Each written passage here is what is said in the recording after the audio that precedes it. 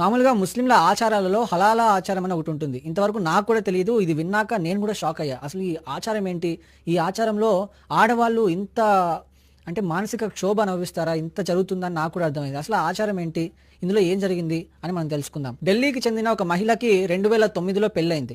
భర్తతో సంతోషమైన జీవితం గడపాలనుకుంది. కానీ 2 ఏళ్ల వరకు ఆమెకి పిల్లలు లేకపోవడంతో భర్త ఆమెకి విడాకులు ఇచ్చాడు. అది ఆమెకు ఒక పెద్ద షాక్. కానీ అంతకంటే బాధాకరమైన విషయం ఇంకోటి జరిగింది. తర్వాత ఈ మహిళ తన భర్త తండ్రి అంటే ఈమె మామని పెళ్లి చేసుకోవాల్సి వచ్చింది. పెళ్లి చేసుకున్న తర్వాత వాళ్ళ భర్త హలాలా ప్రకటించాడు. అలా వాళ్ళ మామని పెళ్లి చేసుకున్న తర్వాత తన భర్త తనకి మళ్ళీ హలాలా షరతు పెట్టాడు. హలాలా షరతు అంటే తిరిగి మళ్ళీ భర్తని పెళ్లి చేసుకోవడానికి. అంటే ఇప్పుడు మామతో మళ్ళీ వివాహం అయింది, మళ్ళీ భర్తని పెళ్లి చేసుకోవాలన్నమాట.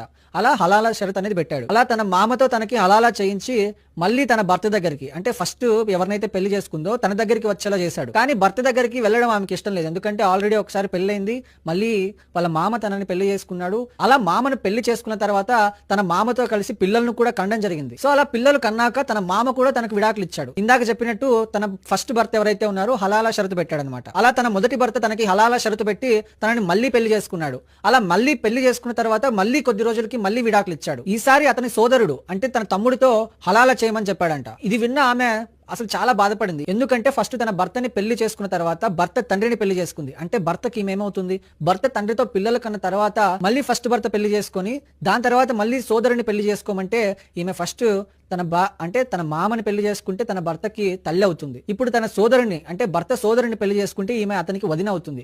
కానీ అసలు వాయి వరుస లేకుండా ఇలా హలాలా షరతులు పెట్టి ఆమెని మానసిక క్షోభకు గురి చేశారు. సో ఆమె ఏమనుకుందంటే కొన్నిసార్లు తల్లి, కొన్నిసార్లు భార్య, కొన్నిసార్లు వదిన, అసలు ఏంటి ఇది నా జన్మ ఎందుకు అని చాలా బాధపడిందంట పాపం. సో ఇదంతా ఆ మహిళ కుటుంబ సభ్యులు ఎవరైతే ఉన్నారో దీన్ని వ్యతిరేకించినప్పుడు వీళ్ళకి ఆ మతం యొక్క పెద్ద మనుషులు అండ్ అదే విధంగా తన భర్త యొక్క ఫ్యామిలీ నుంచి బెదిరింపులు వచ్చాయి. ఇంకా పాపం అంత బ్యాక్గ్రౌండ్ ఏమీ లేకపోవడంతో వాళ్ళు కూడా ఏం చేయలేకపోయారు. అప్పుడు ఆ భార్య ఏం చేయాలో తెలియక ఒక లెటర్ రాసింది. ఆ లెటర్ లో హలాలా వంటి ఆచారం ఒక మహిళ యొక్క గౌరవాన్ని వీటన్నింటినీ దెబ్బతీస్తుంది. ఇది ఒక స్త్రీని వస్తువుగా మార్చే ఆచారం. ఈ ఆచారం అంతం కావాలని నేను కోరుకుంటున్నా అని చెప్పి ఒక లెటర్ రాసింది. అండ్ అదే కాకుండా ఇది నాతోనే అంతం అవ్వాలి, నా తర్వాత ఇతర మహిళలు ఇలా బాధ అనుభవించకుండా ఉంటారు, మనం మనుషులం వస్తువులం కాదు, ఎప్పుడు పడితే అప్పుడు మార్చడానికని బాధగా లెటర్ రాసి చనిపోయిందనమాట.